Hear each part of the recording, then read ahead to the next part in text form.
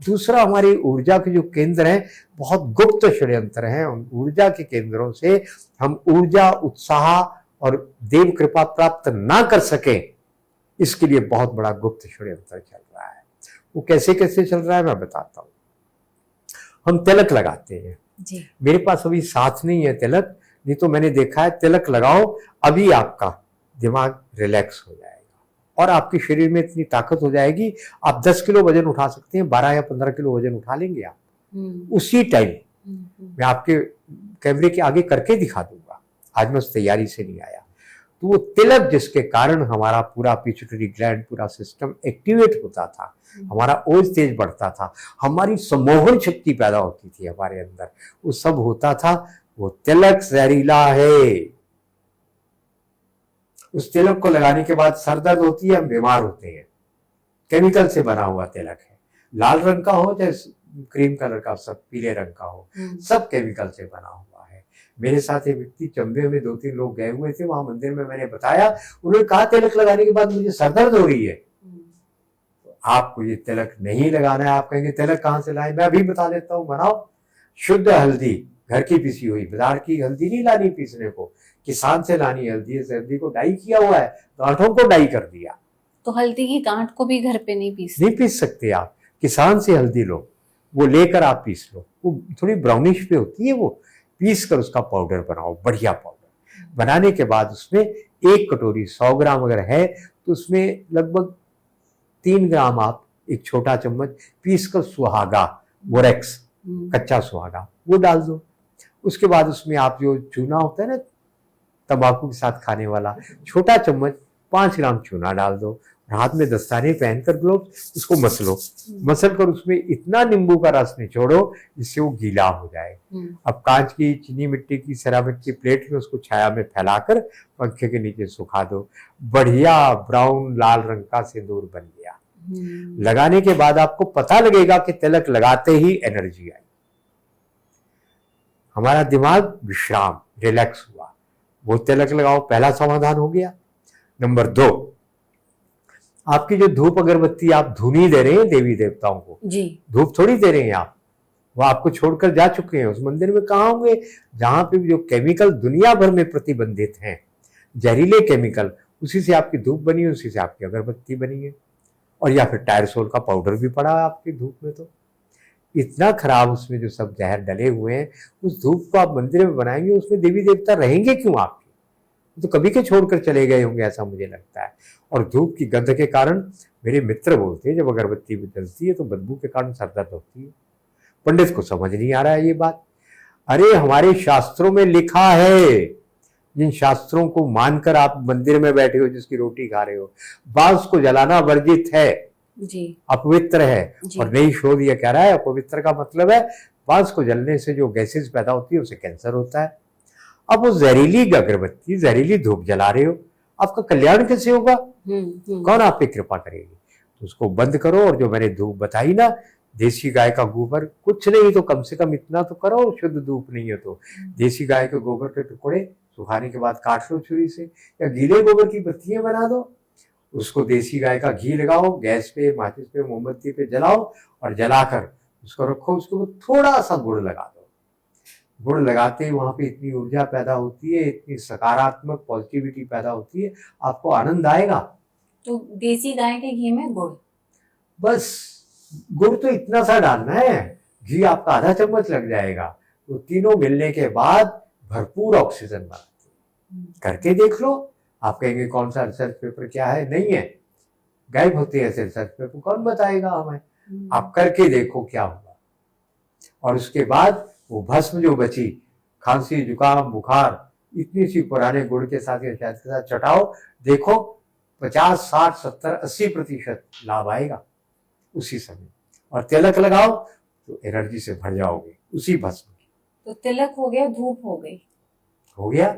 और बाकी कौन सी वो बची? तीसरी चीज, आप, हमारे शास्त्रों में लिखा है, आप सही आसन के ऊपर बैठकर साधना करेंगे तो आपको सिद्धि प्राप्त होगी जी। आपको एक भी सिद्धि प्राप्त नहीं होती। आप जाप किए जा रहे हैं, पूरे जीवन निकाल दिया आपने जाप करते करते, पूजा करते करते, फल नहीं मिला, ना मिलेगा भी नहीं। मैं श्राप नहीं दे रहा हूं, मैं तथ्य बता रहा हूं। क्यों? हमारा शास्त्र बोलता है सूती आसन के ऊपर बैठकर साधना करोगे तो फल नहीं मिलेगा।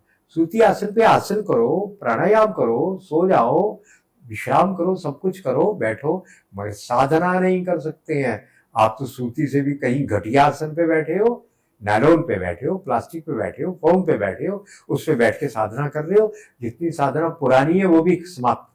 और योगा मैट के नाम पर क्या मतलब, क्षमा करें, एक ही शब्द आता है मुंह में, मूर्खताओं की कोई सीमा नहीं है हमारी।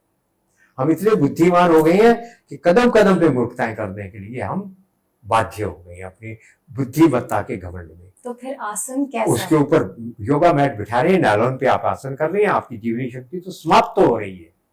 उसके लिए कॉटन का लाओ ना दरी, उतनी चौड़ी उतनी लंबी ले आओ, उसके ऊपर आसन करो। और साधना केवल ऊनी आसन पर होती है।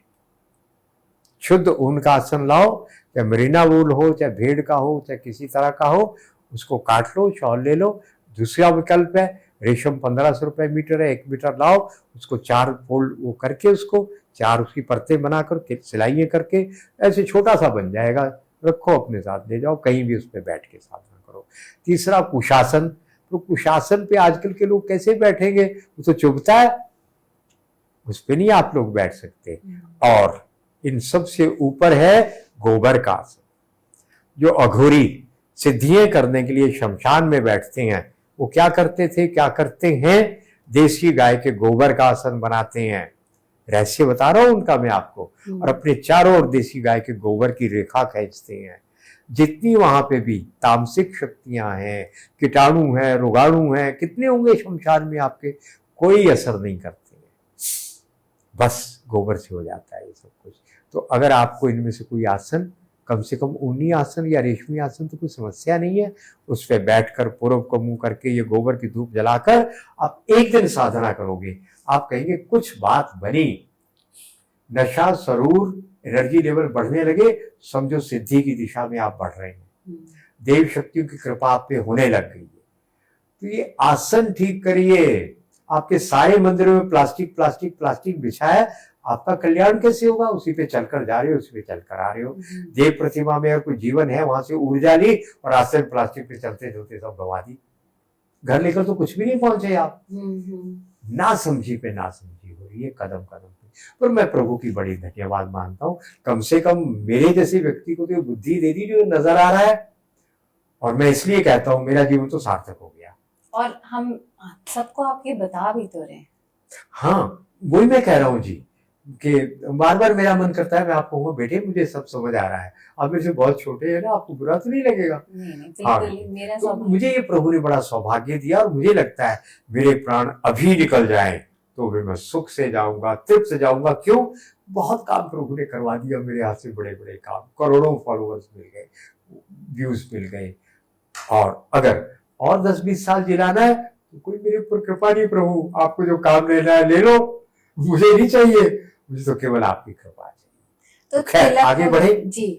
तो अब मंदिर के अंदर जो आप कुछ भी करते हैं विज्ञान है, समझो। आप ढोल नगाड़ा बजा रहे हैं, बजाते हैं तो उससे कुछ खास तरंगे निकलती हैं चमड़े में से, आप प्लास्टिक का ढोल बजा रहे हो। मैंने करके देखा, लखनऊ में एक बहुत बड़ा मठ है, वहां पर बिजली का, महात्मा जी का पैसा है, लगा दिया। मैंने कहा बुलाओ एक आदमी को, एक लकड़ी की डंडी मंगाओ, तगड़े आदमी को बुलाया, उसका हाथ दबाया, दबा नहीं, मेरी ये टेक्निक है जो दुनिया भर में मशहूर है। अब मैंने उसको कहा बैठो उसके पास, कान लगाओ ढोल के पास। मैं धीरे धीरे बजाया बजाया बजाया, बजाकर उसको कहा उठो, खड़े हो जाओ। एक हाथ से उसका हाथ दबाया, खटाक से नीचे चला गया, ताकत खत्म हो गई। तो जो ऊर्जा के केंद्र मंदिर है, आपने उसको ऊर्जा समाप्त करने का केंद्र बनाया कि नहीं बनाया जी? फिर आपके मजीरे बजते हैं काहे के? कांसे के। घंटे घड़ियाल पीतल के, और कांसा सबसे ऊपर है, सोने से भी ऊपर है। आप क्या कर रहे हैं? चिमटा काहे का बजा रही? स्टील का। कल्याण कैसे होगा? और मंजीरे भी प्लास्टिक की बॉडी में आ गए हैं जी, मंजीरे भी जो आए वो प्लास्टिक की बॉडी में आ गए, नए वाले। और अंदर उसके स्टील के वो लगा दिए। आपने भी बोला तो मैं वहां पहुंच गई। पहुंच गए आप। कह रहे हैं पंजाब में जाट लोग तो मानते नहीं इन बातों को। जाटों की क्लास थी, लड़के लड़कियों की, नौजवानों की, तो वहां पे मैंने उनको कांसा बजाया, उनके कान के पास ताकत बढ़ी। उसके बाद इतवार का दिन आया, मैं इतवार को कांसा उनके कान के पास बजाया, आगे लड़कियां बैठी थी, पीछे सरदार लड़के बैठे थे, बजाया और लड़कियों की ताकत चली गई। अच्छी मजबूत जट्टी लड़कियां थी। और लड़के कहते साढ़े से प्रयोग नहीं कर दो, कुड़ियां से ही कर दो। मैं कहा दो जी आगे आ जाओ। मजबूत जाट आगे आ गया लड़का, उसके कान के पास इतवार को मैंने कांसा बजाया, पहले हाथ दबाया, दो हाथ से नहीं दबा, कांसा बजाया, बजाने के बाद उसका एक हाथ से मैंने ऐसे दबाया, ताकत चली गई। हमारा पुराण बोलता है, जिसको आप मानते नहीं है, कांसे का प्रयोग रविवार को नहीं करना, उसमें खाना भी नहीं खाना। तो आप क्या कर रहे हैं, वो कांसा मंदिर में बजाना है तो बजाओ, किसी भी वार को बजाओ, वहां पे सब आपको पॉजिटिव पॉजिटिव परिणाम मिलेंगे। वो मंजीरे वो बजाओ ना, कितना अंदर को उतरती हैं आप, जब मंजीरे की आवाज आती है अनुभव आपका। ये स्टील प्लास्टिक का ढोल ये सब बजाओगे तो बर्बाद होगा कि नहीं होगा।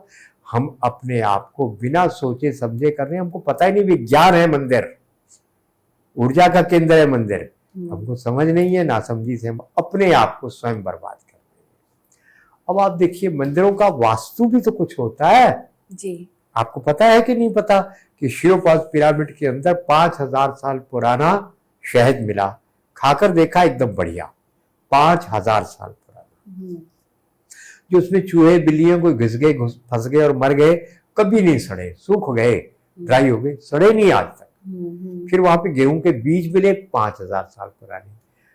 आप बताओ 5 साल पुराना गेहूं का बीज कभी उगेगा?